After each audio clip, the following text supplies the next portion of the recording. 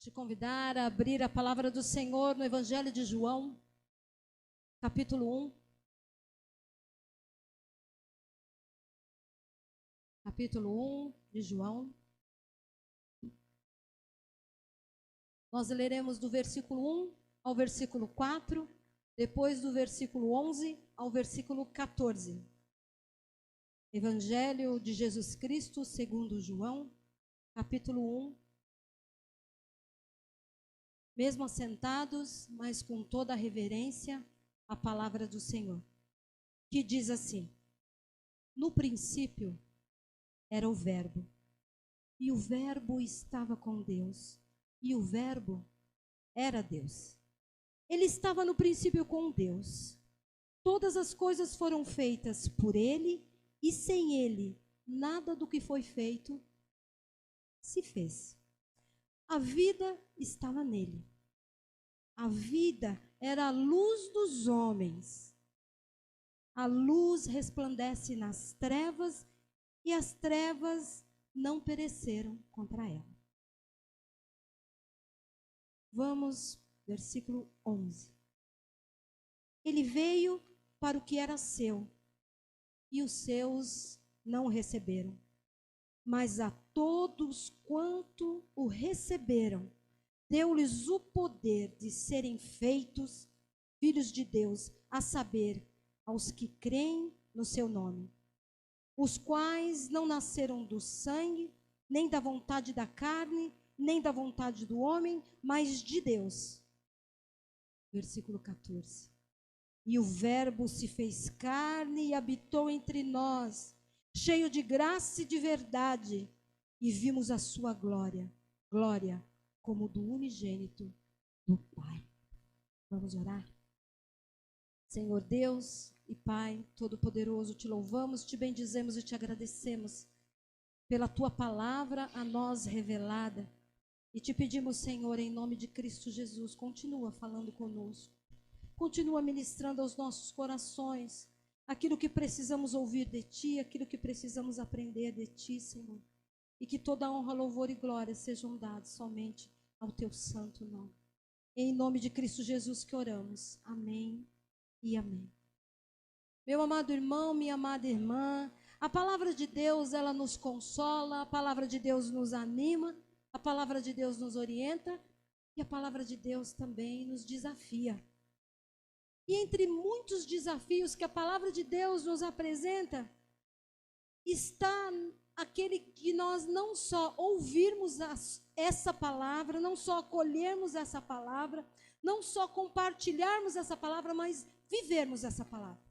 Darmos vida a essa palavra por meio das nossas vidas. É um grande desafio. O desafio de tornar essa palavra viva. Todos os dias, em todo o tempo e afora do tempo. Quando a gente olha para as diretrizes, para os valores, para as verdades aí, entre aspas, que a sociedade nos impõe, nós podemos perceber que há uma dicotomia, que há vários paradoxos entre essas verdades da sociedade e as verdades da palavra de Deus. Nós podemos encontrar muitas incoerências e nós podemos encontrar em diversas vezes, em diversos momentos, situações da nossa vida, esses paradoxos. Paradoxo, a gente pode, de uma maneira muito simples, definir como algum argumento ou como algum pensamento que desafia ou que contraria a regra geral, que vai de encontro àquilo que a grande maioria pensa. Aliás, falar grande maioria é redundante, né? E nós vemos isso entre as leis dessa sociedade da qual nós fazemos parte e as leis contidas ou a verdade contida na palavra de Deus. Por exemplo, quando a gente dá exemplo, fica mais fácil para a gente compreender, né? Por exemplo, lá em 1 Coríntios, depois você anota, não precisa abrir agora, mas lá em 1 Coríntios, no capítulo 1, versículo 18, Paulo afirma que a palavra da cruz para os salvos para aqueles que creem, é poder de Deus. Mas para o mundo, cruz é condenação, é morte, é castigo. Quer ver um outro paradoxo? Mateus 16, 25. Diz que quem quiser salvar a sua vida, tem que perdê-la. Na sociedade, a gente dizer que para a gente salvar a vida, a gente tem que perdê-la, no mínimo vamos nos chamar de loucos. Mateus 20, 16 diz que os últimos é que serão os primeiros. Olha só que paradoxo. Enquanto a sociedade nos ensina que nós temos é que correr e correr de forma mais veloz possível e que se tiver qualquer coisa que estiver no nosso caminho nos impedindo de alcançar o nosso alvo, se for possível, a gente passa por cima, porque o importante é chegar em primeiro lugar, porque o importante é vencer. E a palavra do Senhor vem e nos diz que os últimos é que serão os primeiros. Um outro paradoxo, lá em 2 Coríntios 12, 10, Paulo diz: eu sinto prazer nas minhas angústias. Eu sinto prazer nas minhas privações, eu sinto alegria nas perseguições. Porque quando eu sou fraco, aí é que eu sou forte. Olha que grande paradoxo. Então, quando a gente olha para a sociedade, para o que ela diz, que eu tenho que ser o primeiro, que eu tenho que ser feliz a todo custo, que eu tenho que me preocupar comigo mesma, que eu tenho que cuidar das minhas coisas e que eu tenho que ser forte o tempo todo, porque demonstrar fraqueza não faz parte dos bem-sucedidos, segundo essa sociedade impõe e declara. E aí, quando eu olho para a palavra de Deus, que diz que eu tenho que ser fraco, que eu tenho que ser vulnerável, que eu tenho que ser dependente dele, eu tenho que me alegrar com as perseguições, que os últimos é que serão os primeiros e que eu tenho que entregar a minha vida se eu quiser ser salvo. Então eu entendo o quanto a palavra de Deus nos desafia a crermos e a confiarmos que ela é a única verdade e que ela contém toda a verdade. Mas o maior paradoxo, a maior aparente contradição e que define a nossa fé e sobre a qual a nossa fé se sustenta, é o versículo 14, que nós lemos aí no texto de João. O Verbo se fez carne e habitou entre nós. Aquele que era a palavra, aquele que era o Logos, aquele que era o Verbo lá no princípio, por meio de quem todas as coisas foram feitas e sem ele nenhuma dessas coisas teriam sido feitas. Tudo se fez por meio dele e porque ele existia. Aquele que era o Deus Criador, Todo-Poderoso, ele se esvaziou de toda a sua glória e habitou entre nós, se fez como um de nós.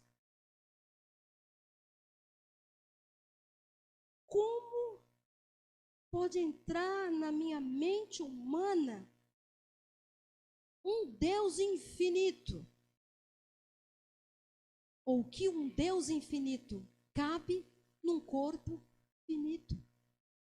Como pode entrar na minha mente que num mundo onde o poder e os poderosos são adorados, são reverenciados, são ovacionados, são seguidos, como alguém que espontaneamente se esvazia de todo esse poder e de toda essa glória e torna-se servo, como está lá em Filipenses, no capítulo 2, a partir do versículo 5 até o versículo 8, esvazia-se e torna-se servo espontaneamente, abre mão de todo esse poder para se tornar como um de nós, falível, finito. Como pode? Como isso é possível? E a palavra de Deus nos responde. Aí eu quero que você abra. Você vai um pouquinho para frente. No capítulo 3, no versículo 16. E aí eu vou perguntar e você vai responder. Como isso é possível? Leiam o versículo 16.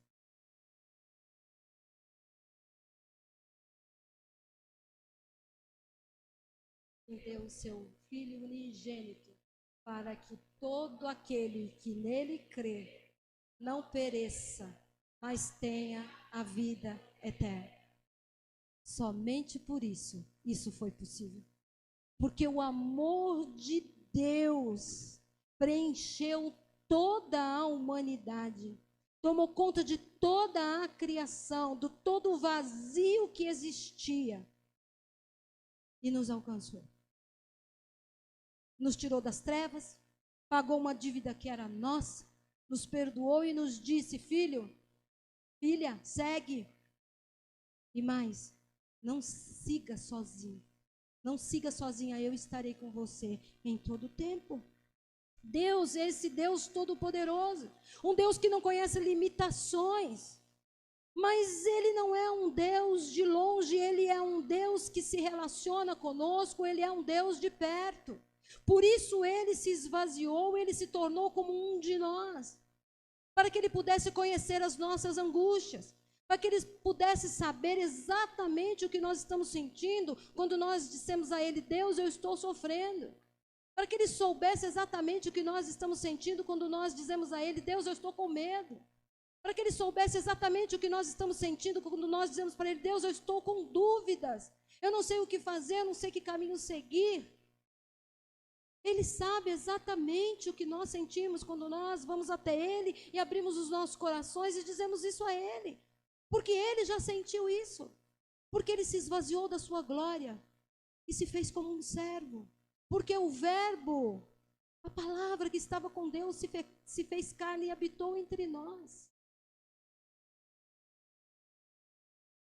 Mateus, no capítulo 1, versículo 23, e Isaías, também, capítulo 7, versículo 14, diz: eis que a virgem conceberá e dará à luz um filho, que será chamado Emanuel, que quer dizer Deus conosco. A palavra que nós lemos diz que no princípio ele já era Deus. E que ele estava lá desde o princípio. Ele está conosco desde o princípio, desde antes de sermos criados. Deus é o Emanuel, Deus conosco, que permanece conosco diante das nossas dificuldades, no momento em que nós nos alegramos, quando estamos com medo, com dúvidas, angustiados, quando somos perseguidos. Ele é o Emanuel, ele é o Deus conosco. Desde o princípio, antes da formação do mundo e da criação do homem, o plano de Deus, o projeto de Deus era ser o Emanuel, o Deus conosco. E esse continua sendo o plano maior de Deus. Estar em nós, estar conosco. E o Emanuel habitou no mundo, se fez carne em Jesus Cristo. Jesus foi o rosto e o amor de Deus manifestado à humanidade. E enquanto Jesus viveu como homem, ele viveu todas as experiências e os sentimentos humanos. Nós temos diversos exemplos disso na Bíblia. Lá em João 4, na história da mulher samaritana, diz lá no texto, depois você lê na sua casa, que Jesus quis parar ali na Samaria. E ele quis parar por quê? Porque ele estava cansado. Como um ser humano, Jesus se cansava. Quis parar para descansar. Está certo que havia um propósito maior, um propósito divino naquela parada, mas o corpo de Jesus estava realmente cansado. Jesus estava com fome, Jesus estava com sede. Em João 11, ali quando tem a narrativa da morte de Lázaro, diz que Jesus chora. Então Jesus se entristecia, como qualquer um de nós. Em Mateus 26, 39, diz que Jesus teve medo, porque na sua oração ele disse: Pai, se possível, afasta de mim esse cálice. Jesus estava com medo. Na cruz, Jesus sangrou. Jesus sofreu. Jesus teve angústia, Jesus sentiu dor. Na cruz também, Jesus se sentiu desamparado. Como eu e você nos sentimos tantas vezes. Mateus 27, 46, Jesus faz uma oração e ele diz: Deus meu, por que me desamparaste? Então o Emanuel, o Deus conosco, ele se fez carne e habitou entre nós, porque ele queria que nós tivéssemos a plena convicção de que todas as vezes que nós nos colocamos diante dele e abrimos os nossos corações e rogamos pela graça e pela misericórdia dele, ele sabe exatamente o que nós estamos sentindo. Ele sabe exatamente o que nós estamos vivendo. Por isso ele se importa conosco. Por isso ele tem pressa em nos abençoar. Por isso ele é um Deus fiel, um Deus gracioso e um Deus de misericórdia.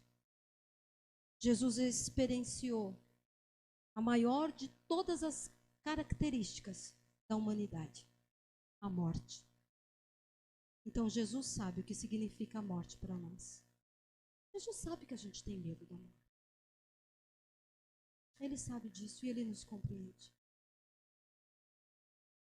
Jesus foi, sim, plenamente humano e plenamente Deus. E ele habitou plenamente nessa única pessoa. E esses mistérios, a palavra de Deus nos garante que só quando nós estivermos face a face é que nós poderemos compreender. Mas foi por amor, que Deus decidiu habitar entre nós. E isso tornou possível, então, o plano de salvação que ele tinha para toda a humanidade. Jesus, enquanto humano, foi a manifestação máxima da graça de Deus. E a graça de Deus se revelou através de um rosto humano. Vocês percebem esse mistério? Jesus decidiu se revelar como um de nós.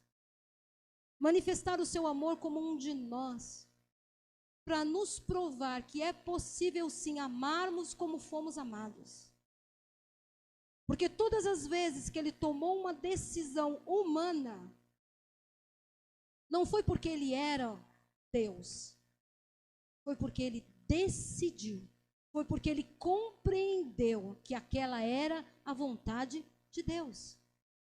Então nós também, a partir desta compreensão, a partir desse entendimento, podemos sim seguir as nossas vidas e tomar as nossas decisões fundamentados nessa verdade de que Jesus Cristo foi o nosso exemplo, ele foi o primeiro. E nós podemos sim ser como ele, como o humano que Jesus foi. Cada um de nós também pode ser. E ao olharmos uns para os outros, nós podemos sim enxergar esse Jesus que se revelou na sua humanidade. O amor de Deus foi materializado em Jesus. E esse ato de Deus encerra de uma vez por todas a forma dessa sublimação teórica com a qual nós enxergamos o amor. O amor não é um sentimento. O amor é uma decisão que todos aqueles filhos e filhas de Deus decidem seguir e adotar para suas vidas. Eu decido amar. Eu decido amar o meu próximo, seja o meu próximo quem for. E todas as nossas relações, então, devem ser construídas e fundamentadas nesse princípio do amor. O amor, então, deixa de ser um sentimento e passa a ser uma decisão. Amar deixa de ser uma simples palavra e passa a ser uma ação concreta. E aqui, novamente, eu estou sendo redundante. E o amor de Deus, ou o Deus encarnado, que amando, nos ensina que é possível amar como nós fomos amados por Ele, permanece conosco, está no meio de nós, está sobre nós e caminha conosco em todo o tempo. E esse é o verdadeiro sentido do Natal. E nós precisamos restaurar esse sentido do Natal que foi perdido, que se transformou apenas em troca de presentes, em festas, em celebrações, que muitas vezes o nome de Jesus Cristo nem é citado, nem é lembrado. Precisamos restaurar, então, o verdadeiro sentido do Natal. Precisamos resgatar o sentido da encarnação de Deus e permitirmos então que o seu Espírito Santo continue nos ensinando, nos conduzindo e nos reconduzindo todas as vezes que nós nos afastarmos dos caminhos e do projeto de Deus para as nossas vidas, para o propósito de salvação de Deus, que é para mim, que é para você e que é para toda a humanidade. Devemos caminhar como homens e mulheres espirituais, não homens e mulheres naturais. Porque as coisas espirituais só podem ser discernidas por homens e mulheres espirituais. E nós podemos experimentar não só um feliz Natal, mas uma feliz vida.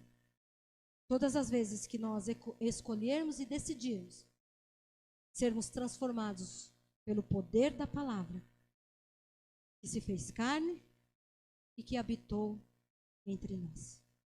Amém? Eu quero te convidar a se colocar na presença do Senhor, do Emanuel, o Deus conosco.